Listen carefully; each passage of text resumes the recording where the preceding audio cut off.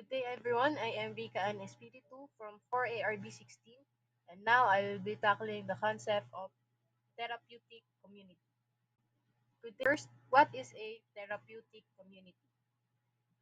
Therapeutic community, or which is also known as TC, is a structured residential or non-residential environment where a group of people with shared challenges such as addiction or mental health issues live and work together to support each other's recovery and personal growth.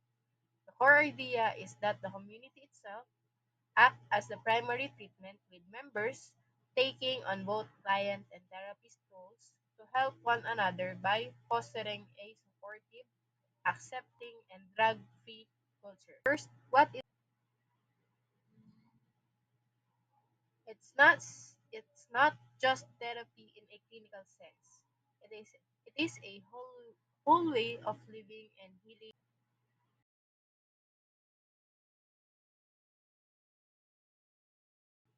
So one is behavioral and attitudinal change. TCMP uses a community setting to help individuals, particularly those with drug abuse, alcoholism, or antisocial tendencies, to modify their behaviors and thinking patterns. So dito, tinutulungan natin ang ating kliyente na mabago ang takbo ng kanilang isip kung sila ay dating isang manginginom or hindi maganda yung kanilang behavior at saka yung kanilang thinking patterns through the help of TCMP. Tinutulungan natin sila na magkaroon ng panibagong, kumbaga, panibagong sila, yung panibagong pagkatao nila. Nung sa gayon, paglabas nila ng kulungan, hindi na sila maging recidivist at tuloy-tuloy ang kanilang progress. So next one is yung emotional and psychological growth. It provides tools for managing emotions, resolving trauma, and building resilience through group encounters and therapeutic activities. So dito naman, nagkakandak din ng group activities, tulad na lamang na halimbawa ng pag-share ng kanilang napagdaanan at gano'n din kasabay nun ang pag-i-introduce sa kanila ng resolution na dapat nilang gawin or dapat nilang isipin habang sila ay nag-undergo ng TCMP. Next one is vocational and survival skills. It equips participants with practical skills for employment and independent living after their integration into society. Dito naman, tinutulungan natin ang ating PDL na magkaroon sila ng specific skills or vocational training na kung saan magagamit nila yung kanilang mga natutunan sa loob ng kulungan after they were released.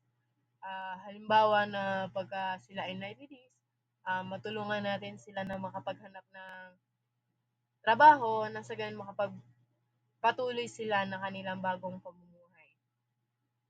Next one naman is yung reintegration into society. Prepare individuals for a successful return to their communities by strengthening their social, emotional, and ethical foundations. Dito naman, tinutulungan natin yung ating mga PDL na makapag-cope up or makapag-gain ulit ng kanilang confidence na humarap para sa community. So, binibuild natin sila para paglabas nila maging maharap nila yung mga problema na hindi sila nade-depress or hindi sila, kumbaga, paglabas nila hindi nila isipin na para silang pinagsakloban ng langit at lupa na wala na silang lugar na pupuntahan. Kaya tinutulungan natin sila na maayos yung kanilang social at emotional foundations. Kumbaga, kaya pa rin nilang makipag-interact after nilang makalabas ng kulungan. Next one is the therapeutic community philosophy. The philosophy of the therapeutic community centers on promoting personal transformation and responsibility among persons deprived of liberty or the PDL through an inmate-led community.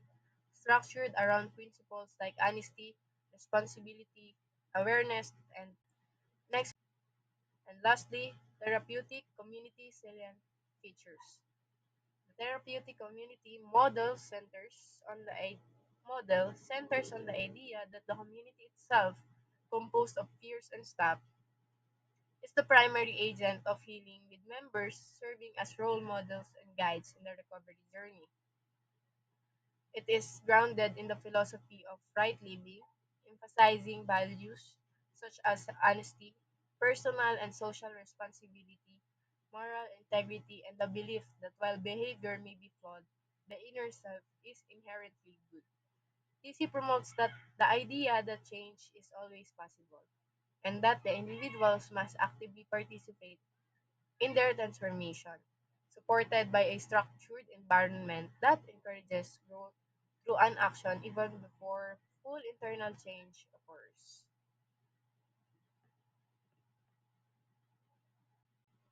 Change is a personal choice that may be achieved through personal responsibility, commitment, and effort.